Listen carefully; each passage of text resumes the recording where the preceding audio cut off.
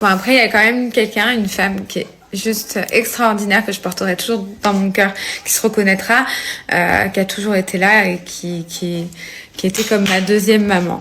Voilà, c'était la seule sur qui j'ai pu compter. Et voilà. J'espère vraiment qu'on gardera toujours contact. Voilà, de la fin de cette histoire. Enfin, je sais pas, je peux pas raconter en fait tout ce qui s'est passé, les choses les plus difficiles, les plus horribles que j'ai vécues, la déconstruction identitaire, le processus de gourou, tout ça. Enfin bref, tout ce que j'ai appris à l'hôpital.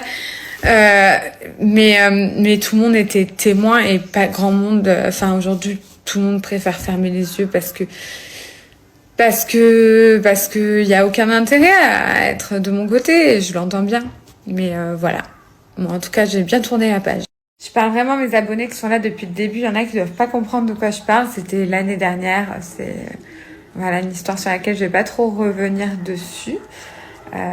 Peut-être plus tard, voilà. Mais pour le moment, c'est un peu pour vous expliquer parce que non, je suis jamais partie en addictologie, n'est-ce pas Nesrine? Putain, franchement, mes copines infirmières et celles qui sont en admission, elles ont rigolé quand elles ont appris ça quand même. Elles ont dit c'est vraiment, enfin, pour quelqu'un qui a des problèmes d'addiction, pendant 6 mois, j'étais plutôt la plus calme dans cet hôpital.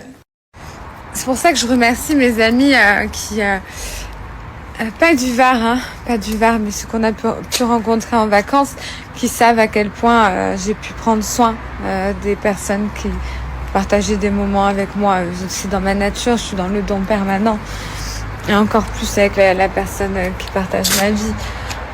Je suis prête à tout, à endosser n'importe quel rôle pour sauver l'image de l'autre quand il tombe dans des excès.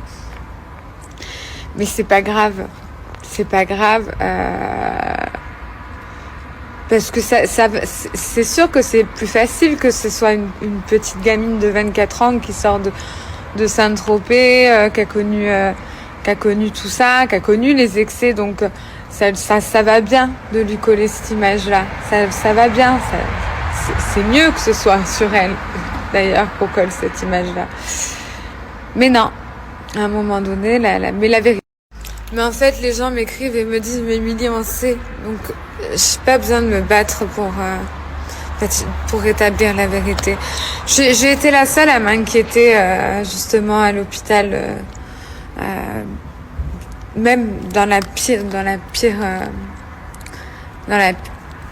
pire état qu'on puisse être, je m'inquiétais pour l'autre. C'est terrible, hein. J'ai été la seule.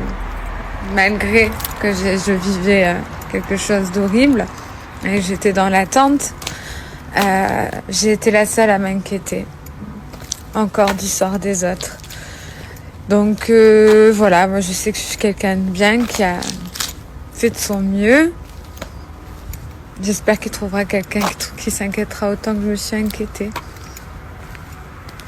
Mais personne ne le sauvera comme j'ai pu le sauver. Je vous jure, vous me demandez comment j'ai eu le déclic, mais la deuxième histoire, elle est encore pire. Celle que j'ai vécue il y a 2 mois, je vous la raconterai. C'est encore plus rocambolesque. Carrément, il a incité une de ses maîtresses à porter plainte contre moi, de peur que son mari soit au courant. Mais moi, je suis une femme trompée. Qu'est-ce que j'ai de la peine pour les hommes trompés? Qu'est-ce que j'ai de la peine pour les... Franchement, je vous jure, les gens, c'est des monstres. C'est des monstres.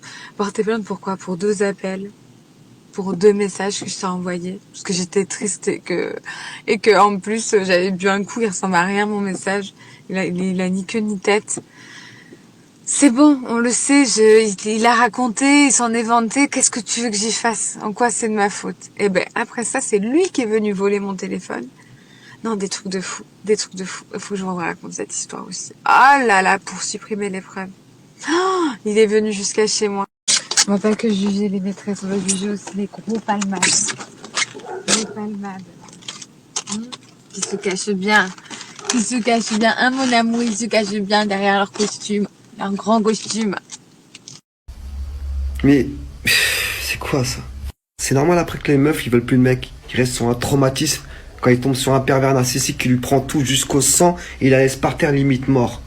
Méfiez-vous toujours des grands intellectuels. De Beauvoir et Sartre, ce sont deux personnes qui ont manipulé leurs élèves pour assouvir leurs besoins. Ils ont aussi signé, enfin, ils ont justifié et signé un pacte pour la pédophilie. Enfin, voilà, les hommes les plus dangereux sont les plus intelligents.